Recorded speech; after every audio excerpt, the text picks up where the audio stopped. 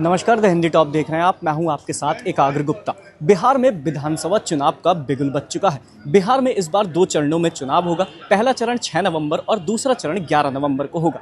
पहले चरण के मतदान के लिए आज यानी 17 नवंबर को नॉमिनेशन का आखिरी दिन है। बात करें अगर एनडीए की, तो एनडीए ने अपने सभी 243 सीटों पर अपने प्रत्याशियों का ऐलान कर दिया है और प्रथम चरण के जो चुनाव हैं उसको लेकर जो प्रत्याशी हैं उन्होंने अपना नामांकन कर दिया है।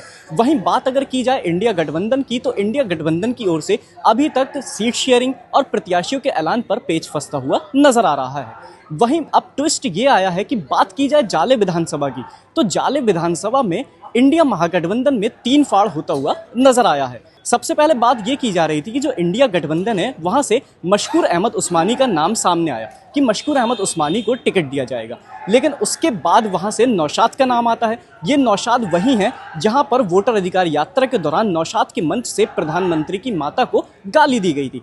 इसके बाद अब नामांकन जो इंडिया महागठबंधन की ओर से किया गया है वो किया है ऋषि मिश्रा ने।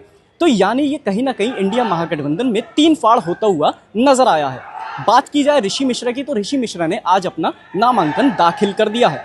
अब इस मामले पर आपको एक चीज़ और बताना होगा कि जो बड़ी बात है, बड़ी बात यह है कि एनडीए पर लगातार आरोप लगते थे कि एनडीए जो है हिंदू मुस्लिम की राजनीति करती है और एनडीए की जो लिस्ट आती है उसमें मुस्लिम कैंडिडेट्स नहीं होते हैं, उनमें हिंदू कैंडिडेट्स का ही ज़्यादा जिक्र होता है। लेकिन अब इंडिया गठबंधन पर आरोप लगता जा रहा है कि आपकी तरफ से हिंदू मुस्लिम की राजनीति की जा रही है। अब वो किस लिए की जा रही है, क्योंकि जनता का ये कहना है कि जो इंडिया महागठबंधन है उसकी तरफ से जो प्रत्याशी हुए 2 मुस्लिम कैंडिडेट्स को दरकिनार करके हिंदू कैंडिडेट को जाले विधानसभा से उतार दिया गया है। हमने जब जाले विधानसभा की जनता से बात करने की कोशिश की तो जाले विधानसभा की जनता का ये साफ मानना है कि अभी तक इंडिया महागठबंधन की ओर से प्रत्याशी का ऐलान नहीं किया गया था। उसके बाद 2 प्रत्याशियों का नाम सामने आता है, फिर उसके बाद तीसरे नाम पर मुहर लग जाती है और वो नामांकन कर देते हैं। तो कहीं ना कहीं ये जो इंडिया महागठबंधन का जो नजरिया था उसको लेकर जनता के मन में कई सवाल आ रहे हैं।